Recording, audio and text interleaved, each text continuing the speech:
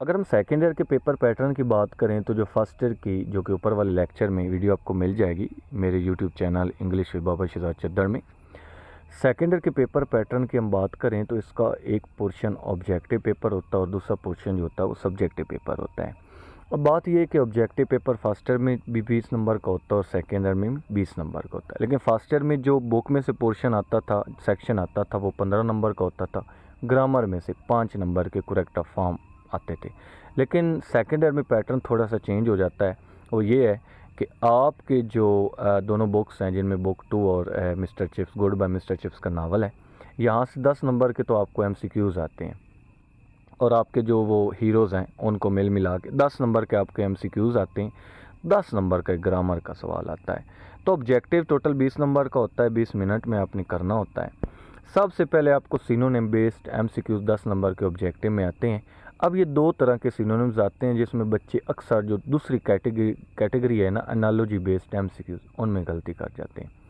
पहले तो direct meaning वाले आते हैं कि ऊपर जो वर्ड बोल्ड किया है या अंडरलाइन किया उसका नीचे उसी मीनिंग वाला एक लफ्ज़ नीचे दिया होता है जिसको बच्चा पिकअप कर लेता है। लेकिन जो दूसरा होता है उसमें क्या होता है कि उसमें एनालॉजी को लिंक के साथ ताल्लुक़ होता है, डायरेक्ट मीनिंग का ताल्लुक़ नहीं होता। जैसे फ़र्ज़ करें सेकेंड ईयर में एक एमसीक्यूज़ है जिसमें उस स्टेटमेंट के अंदर उसने कर्टन का वर्ड इस्तेमाल किया है और उसको अंडरलाइन किया हुआ है। अब नीचे 4 उसमें ऑप्शन दिए हुए हैं, ये लर्नर के अंदर मौजूद है। उसमें से एक ब्लाइंड ऑप्शन दिया हुआ है जो कि उसका आंसर है। अब अगर आप देखें कर्टन का मीनिंग पर्दा होता है, ब्लाइंड का मीनिंग अंधा होता है या अंधा होना होता है, तो इनका कोई डायरेक्ट मतलब एक जैसा नहीं है। इनका लेकिन लिंक है कि जब पर्दा आंखों पे आ जाता है तो इंसान अंधा हो जाता है।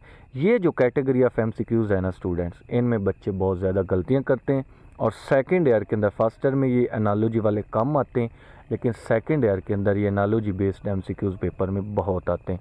बेशक पास पेपर को उठा के देख सकते हैं आप लोग। उसके बाद आपको ग्रामर का एक पोर्शन आता है जिसमें आपने प्रेपोजिशन बेस्ड एमसीक्यूज़ करने होते हैं। तो मेरे चैनल पे मैं हर एक प्रेपोजिशन पे प्रॉपर 5 मिनट की वीडियो बनाऊंगा।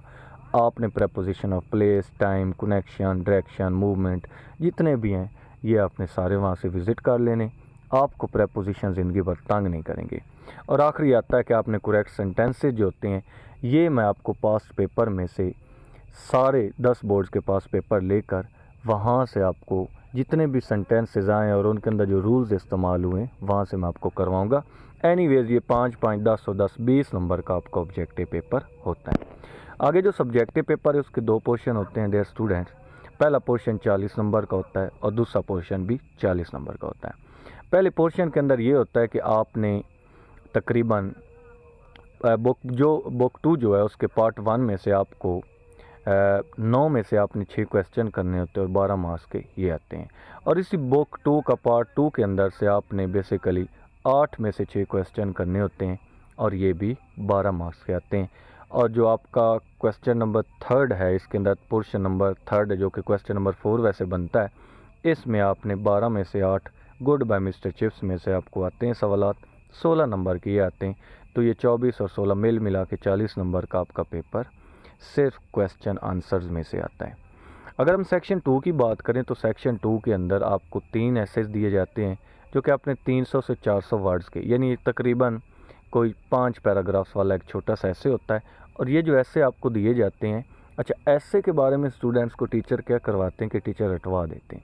देखिए ऐसे एक पूरी स्किल है, आप यहाँ से डिग्रियाँ करके निकलेंगे, नंबर ले लेंगे, आप यूनिवर्सिटी में जाएंगे, आगे फिर आपने कम्पेटिटिव एग्ज़ाम, क्योंकि पाकिस्तान के अंदर जो जॉब इनसिक्योरिटी की सिचुएशन पैदा हो चुकी है, आपने एसेज पढ़ने और वहाँ पे फिर ऐसे बच्चों को आते नहीं है या फिर बहुत टाइम टेकिंग प्रोसेस हो जाता है। और जो है ये है कि मेंटोर्स बहुत महंगे होते हैं, क्योंकि मैं CSSPMS का एस्पायरेंट भी रहा हूँ तो मुझे इन चीज़ों का पता है।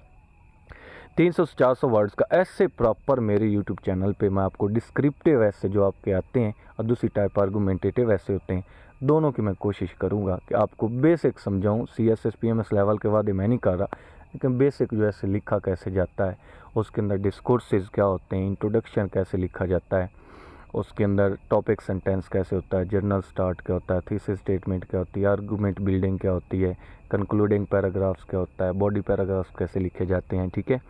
और इसके अलावा ये है कि टाइप्स कौन सी ऐसे की हैं, उसके अंदर डिस्कोर्सेज नरेशन कैसे ऐड की जाती है, डिस्क्रिप्शन, ये सारी चीज़ें हम डिस्कस करेंगे। तो ये आपने 3 में से एक करना होता है। 15 नंबर का ये ऐसे आता है। उसके बाद आपको कुछ इडियम्स दिए होते हैं जो आपने 8 में से 5 करने होते हैं। 10 नंबर का ये सवाल होता है, इनके जुमले बनाने होते हैं। इडियम्स के जुमले बनाने के अंदर स्टूडेंट फंस जाते हैं, क्योंकि इडियम्स जो हैं वो सेंस वाइज कुछ नाउन का सेंस दे जाते हैं, कुछ वर्ब का सेंस दे जाते हैं, कुछ एडजेक्टिव का, तो उस हिसाब से बच्चों से गलती हो जाती है। जुमले कैसे बनाने, इनके रूल्स क्या हैं, मेरे यूट्यूब चैनल पे आपको मिल जाएंगे। और आखिरी ये होता है कि आपको एक अनसीन पैराग्राफ आता है जो उर्दू में दिया होता है और आपने उसको इंग्लिश में ट्रांसलेट करना।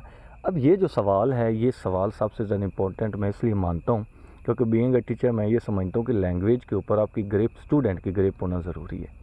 अब उर्दू से इंग्लिश ट्रांसलेशन बच्चा तब भी कर पाता है जब उसका करेक्ट फॉर्म ऑफ वर्ब के ऊपर ग्रिप हो, करेक्ट यूसेज ऑफ वर्ब के ऊपर, या बच्चे को प्रॉपर पता हो कि टेंसेस वर्क कैसे करते हैं, फंक्शन कैसे करते हैं। तो नीचे स्टूडेंट्स ये मैंने पेपर फर्स्ट और सेकंड के दिए हैं, तो ये बोर्ड के पेपर हैं, इनको आप एक नज़र देख सकते हैं। बाकी यूट्यूब चैनल को विज़िट करते रहिएगा, आपको बहुत फ़ायदा होगा। खुदा हाफिज़, थैंक यू सो मच।